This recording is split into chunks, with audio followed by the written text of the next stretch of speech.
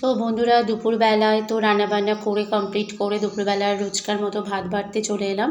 তো আজকে ভাত প্রথমেই তো থালাতে ভাত বেড়ে নিচ্ছি। তো গরম গরম ভাত বেড়ে নিলাম। আর আজকে অনেক দিন পর না আজকে একটু ইচ্ছা হলো একটু বেগুন ভাজা করব।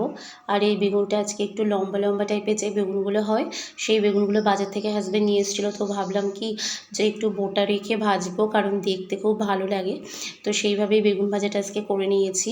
আর তার সঙ্গে আজকে একদম নতুন ধরনের একটা খাবার বানিয়েছি, কারণ এর আগে এই খাবারটা আমি কোনোদিনই বানাইনি, কিন্তু খেয়েছি। আমি মায়ের হাতে খেয়েছি, দিদির হাতে খেয়েছি, কিন্তু আমি নিজে কোনোদিন এই জিনিসটা বানাইনি। আর আমি ছোটোবেলায় খুব একটা ভালোবাসতাম না এই জিনিসটা খেতে। তো আজকে বানিয়ে নিয়েছি। ওলের যে ডাঁটা হয় না, সেই ওলের ডাঁটাকে ছোটো ছোটো কুচি কুচি করে কেটে নিয়ে এটাকে রসুন, কালো জিরে, পেঁয়াজ ফোড়ন দিয়ে তার সঙ্গে চিংড়ি মাছ দিয়ে এটাকে ভাজা ভাজা মতো করে নিয়েছি। আর তারপরে আজকে এই যে ওলের ডাঁটাটা, এটা কিন্তু আমার হাজব্যান্ডের অনেক বেশি প্রিয়।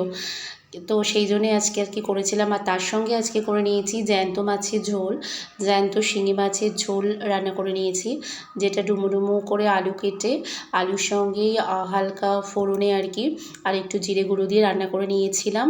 একেবারে হালকা পাতলা স্বাস্থ্যকর ঝোল বানিয়ে নিয়েছিলাম। আর খাওয়ার জন্য একটা লেবুও নিয়ে নিয়েছিলাম। তো এই ছিল আজকের মেনু।